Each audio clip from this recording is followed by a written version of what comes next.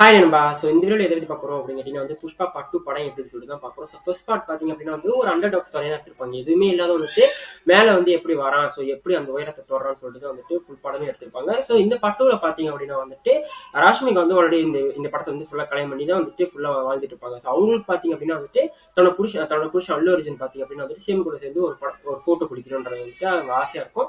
So அதே மாதிரி அல்லு அர்ஜுன் சொல்லுவாங்க. ஸோ அல்லு அர்ஜுன் என்ன பண்ணுவோம் அப்படின்னா சேம் மெயின்டைன் பண்ணி நம்ம பொண்டாட்டிக்காக நம்ம பொண்டாட்டி கேட்ட மாதிரி அவரோட ஆசையை திருப்திப்படுத்துற மாதிரி முஸ்லீம் கூட சேர்ந்து ஒரு போட்டோ பிடிக்கும்னு சொல்லிட்டு தான் இருப்பாரு. பட் சிஎம் பாத்தீங்க அப்படின்னா அவர் அவமானப்படுத்தி அமைச்சு விட்டுறாங்க. ஸோ இவருக்கு என்ன ஓகே நீ இந்த இடத்துல இந்த சிஎம் போஸ்ட் இருக்கிறதுனாலதான் நீ இப்படி பேசுறேன்னு சொல்லிட்டு இவர் தனி பிளானிங் போட்டு இந்த சிஎம்ஏ மாத்திரலாம். ஸோ சிஎம் நம்ம ஆளே இறக்கலாம்னு சொல்லிட்டு அவர் அப்படி ஒரு பிளானிங் போயிட்டு இருப்பாரு. ஸோ பார்ட் 1ல பாத்தீங்க அப்படின்னா அங்க ஒரு ஈகோ கிளாஷ் ஆகும் பாத்தீங்கன்னா நம்ம அல்லு அர்ஜுனுக்கும் ஃபார்பாஸ் இருக்கும். ஸோ அந்த ஒரு ஈகோ கிளாஷ் எப்படி இவரோட மோட்டிவ்ல ஈடுபடுது. ஸோ இவர் சிஎம் மாத்தினாரா இல்லையா, இந்த ஈகோ கிளாஷ் என்ன ஆனிச்சுன்னா இந்த ஒட்டுமொத்த படத்தோட கதையே.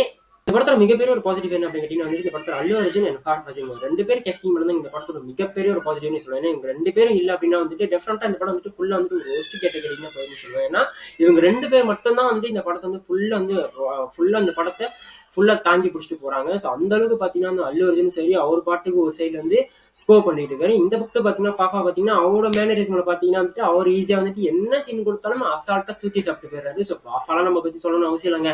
ஸோ அவர்லாம் மலையாள ஆக்டர் யாராவது இந்த மாதிரி ஒரு இண்டஸ்ட்ரி வராங்க அப்படின்னா அவங்க ஆக்டிங்ல சம்பவம் பண்ணிட்டு போயிருவாங்க. ஸோ அவங்க நம்ம குறை சொல்லணும் அவசியம் இல்லை. அது மாதிரி ஃபாஃபா மாதிரி ஒரு ஸ்டார்லாம் நம்ம அவரோட பெர்ஃபார்மன்ஸ் ரிவ்யூ பண்ணதுக்கு அப்புறம் தான் நமக்கு தெரியுமா அவர் எந்த அளவுக்கு பெர்ஃபார்மன்ஸ் கொடுக்குறாரு அப்படின்னு சொல்லிட்டு.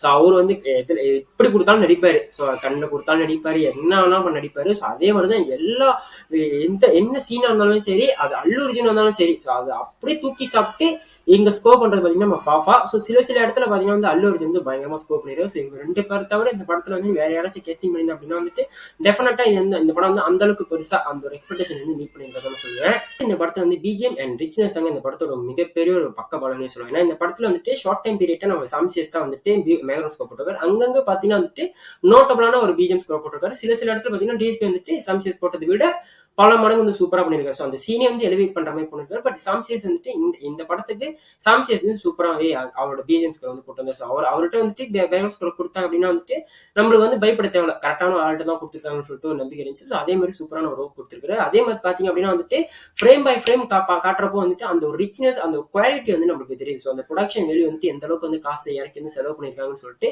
ஒவ்வொரு ஃப்ரேம்லயும் பாத்தீங்கன்னா அந்த அளவுக்கு சூப்பரான அந்த ஒரு ரிச்னஸ் நம்மளுக்கு தெரியுது. ஸோ அதனாலே படம் பாக்குறப்போ ஓகே இந்த ஃப்ரேம்லாம் பாக்குறப்போ அந்த அளவுக்கு சூப்பரா இருக்கு. ஒரு கமர்ஷியல் படத்துல அந்த அளவுக்கு பெருசா நம்ம ஃப்ரேம் பார்க்கணும். பட் இருந்தாலுமே அந்த ஒரு ரிச்னஸ் அழகா சூப்பராகவே கொண்டு போயிருந்தாங்க.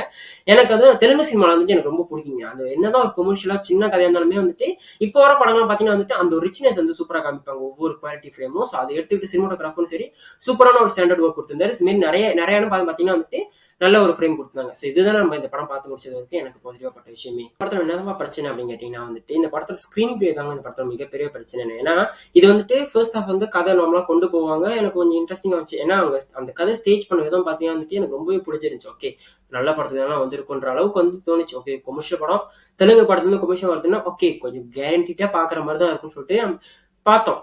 சரின்னு சொல்லிட்டு அந்த ஃபர்ஸ்ட் ஹாஃப் பாத்தீங்கன்னா கதை ஸ்டார்ட் பண்ணிச்சு, ஓகேவா போனுச்சு.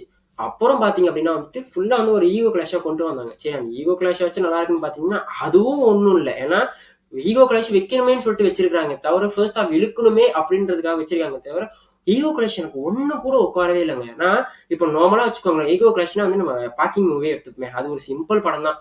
அந்த ஈகோ கிளாஷுக்குள்ள எதுக்கு அந்த ஒரு ஆடியன்ஸ் கனெக்ட் இருந்துச்சு.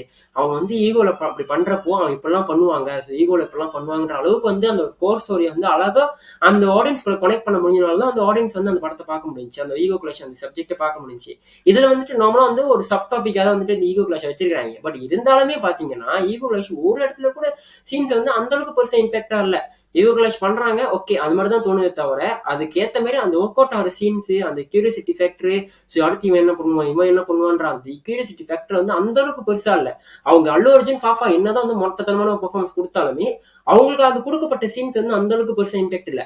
சில இடத்துல ஒர்க் அவுட் ஆயிருக்கு. ஓகே இவன் ஏதாவது பண்ணுவான் அப்படின்ற அந்த சீன் ஒர்க் அவுட் ஆனாலுமே அதுக்கப்புறம் ஃபுல்லா முடிச்சு விட்டாங்க அப்படின்ற அளவுக்கு தான் தோணுச்சு. அந்த அளவுக்கு பெருசா பாத்தீங்கன்னா ஃபர்ஸ்ட் ஹாஃப்ல அந்த ஈகோ கிளாஷ் அந்த சீன்ஸ் பாத்தீங்கன்னா அந்த அளவுக்கு பெருசா இம்பாக்ட் இல்ல. ஸோ ஃபர்ஸ்ட் ஹாஃப் முடியறப்போ என்னடா இது அப்படின்ற அளவுக்கு தான் தோணுச்சு. இன்டர்வல் வந்து சூப்பரா இருந்துச்சுங்க. ஸோ அது வந்துட்டு நான் சொல்லி ஆகணும். இன்டர்வல் வந்துட்டு ஓரளவுக்கு நல்லா தான் பண்ணியிருந்தாங்க. சரி செகண்ட் ஹாஃப் ஆரம்பிக்கிறப்போ பார்த்தீங்கன்னா, அங்கேயும் கொஞ்சம் கதை நல்லா பிக்கப் ஆனுச்சு. ஓகே கதை நல்லா இருப்பா அப்படின்னு தோணுச்சு. ஈகோ கொலெக்ஷன்ஸ் பார்த்தீங்கன்னா வந்துட்டு அங்கங்க வச்சிருப்பாங்க. அங்க கரெக்டா வந்து ஒர்க் அவுட் ஆச்சு. எங்கெங்க வைக்கணுமோ அங்கெல்லாம் வந்து கரெக்டா வச்சிருப்பாங்க. ஸோ அதெல்லாம் வந்து கரெக்டா ஒர்க் அவுட் ஆச்சு. ஆனா இது வந்து படம் வந்து அந்த ஹை மூமெண்ட் போறப்போ ஃபுல்லா வந்து படம் வந்து அங்கேயே படுத்துருதுங்க. இந்த மாதிரி வந்துட்டு படத்தை வந்துட்டு செகண்ட் ஹாஃப் பாத்தீங்கன்னா ஹை மூமெண்ட்ஸ் நிறைய வச்சிருக்காங்க. அதெல்லாம் சூப்பரா ஒர்க் அவுட் ஆச்சு. பட் அந்த ஹை மூமெண்ட்ஸ்க்கு அப்புறம் பாத்தீங்கன்னா படம் வந்து ஃபுல்லா வந்து அங்கேயே படுத்துருது. ஸோ அதுக்கப்புறம் கொஞ்ச நாள் வச்சு ஹை மூமெண்ட்ஸ் வரப்போ அங்கே ஏந்திருக்குது. அப்புறம் மறுபடியும் படுத்துருது. கிளைமேக்ஸ்ல இதான்ப்பா கோர் ஸ்டோரின்னு சொல்லிட்டு ஒரு ஃபேமிலி ட்ராமா வச்சு முடிச்சிடுறாங்க. ஸோ அதுக்கப்புறம் பார்ட் 3 வச்சு கொடுத்துறாங்க. ஸோ இந்த படத்துல வந்துட்டு ஸ்கிரீன் பிளே வந்துட்டு அந்த அளவுக்கு பெருசா கிடையாது. கதைக்கு ஃபோக்கஸ் பண்ண சொன்னா கதைக்கு ஃபோக்கஸ் பண்ணாம நார்மலா கமர்ஷியலா வந்து நிறைய விஷயத்த வந்து ஃபோக்கஸ் பண்ணிருக்காங்க. ஸோ ஓகே பிரச்சனை இல்லை. இந்த லவ் போர்ஷன்ஸ் ஒன்று இருக்குதுங்க இந்த படத்துல வந்துட்டு. ஒரு தீய வேணையே அதுதான். இந்த படம் வந்து 3 hours 20 minutes வந்த காரணமே இந்த லவ் போர்ஷன்ஸ் தாங்க. இந்த லவ் போர்ஷன்ஸ் மட்டும் தூக்கிட்டா படம் ஒரு 2 மணி நேரம் 40 நிமிஷம் வந்திருக்கும். படம் ஒன்றும் கிறிஸ்பா வந்திருக்குங்க. வந்து எக்கச்சக்கமான லவ் போர்ஷன்ஸ் இருக்குங்க. அதெல்லாம் எதுக்கு எடுத்து வச்சாங்கன்னு சத்தியமா தெரியல. அந்த ஒரு சீனை வந்து அட்லீஸ்ட் ஒரு 5 செகண்ட் முடிச்சிருந்தா கூட சந்தோஷப்பட்டிருப்பேன். ஆனா அந்த சீனை இழுத்து இழுத்து இழுத்து அதுக்கு ஒரு சாங்ஸை போட்டு அப்பா ஃபர்ஸ்ட் ஹாஃப்ல வந்து 2 சாங்ஸ் சம்திங் வந்துடும். அது பாக்குறப்போ எப்படா பாட்டு முடியும், நம்ம அடுத்து வேற சீனுக்கு போலாமேன்ற அளவுக்கு தோணிருச்சு. அந்த ஃபர்ஸ்ட் ஹாஃப் பண்ற அந்த சீன்ஸ் எல்லாம் பாக்குறப்போ சாங்ஸ் பிளேஸ்மெண்ட்டும் சரி, தமிழ் சாங்ஸ் ஒண்ணு கூட கேட்க மாதிரி இல்லை. அது உங்களுக்கே தெரியும். ஸோ சாங்ஸ் பிளேஸ் பண்ணா அது பிளேஸ்மெண்ட்டே சரியில்லை. எனக்கு உண்மையாவே வந்துட்டு அந்த லவ் போர்ஷன்ஸ் ஃபுல்லா தூக்கி இருந்தா அப்படின்னா வந்துட்டு படம் வந்து ஒரு 2 மணி நேரம் 40 நிமிஷம் வந்திருக்கும். கண்டிப்பா ஒரு சாலிடான ஒரு ரன் டைம் கிடைச்சிருக்கும். படம் பாக்குறப்போ நம்மளுக்கு ஒரு எங்கேஜிங் மூமெண்ட் இருக்கும். பட் இது எதுவுமே இல்லாம அந்த லவ் போர்ஷன்ஸ் வச்சதுக்கு அப்புறம் பாத்தீங்கன்னா அந்த படம் இன்னும் வந்து படம் வந்து ஃபுல்லா வந்து படுத்துச்சுன்னு சொல்லுவேன். ஸோ அதுவா இருக்கட்டும். ஸோ படத்துல வந்துட்டு எக்கச்சக்கமான தேவையில்லாத அன்வான்ட் சீன்ஸ் இருக்குதுங்க. சில லவ் போர்ஷனும் சரி, சில தேவையில்லாத அன்வான்ட் சீன்ஸ் இருக்குது. ஸோ அதையும் தூக்கிட்டா படம் இன்னும் நல்லா இருந்திருக்கும். அதையும் பண்ணாம நான் படத்தை 3 மணி நேரம் எடுத்துருப்பேன்னு சொல்லிட்டு 3 மணி நேரம் எடுத்து வச்சிருக்காங்க. ஸோ இதுதான் நம்ம இந்த படத்துல ஒரு மிகப்பெரிய ஒரு நெகட்டிவ் பிரச்சனை. ஏன்னா இந்த படத்துல நெகட்டிவா சொல்றதுக்கு அந்த அளவுக்கு பெருசா கிடையாது. ஸ்கிரீன் பிளே தான் இந்த படத்தோட மிகப்பெரிய ஒரு தீயவைனா. பிளஸ் இந்த படத்துல அன்வான்ட் சீன்ஸ் நிறையாவே இருக்குது. அது படம் பார்க்குறவங்களுக்கும் உங்களுக்கு தெரியும். ஸோ படம் பார்க்குறவங்களுக்கும் கன்ஃபார்ம் உங்களுக்கு புரியும்.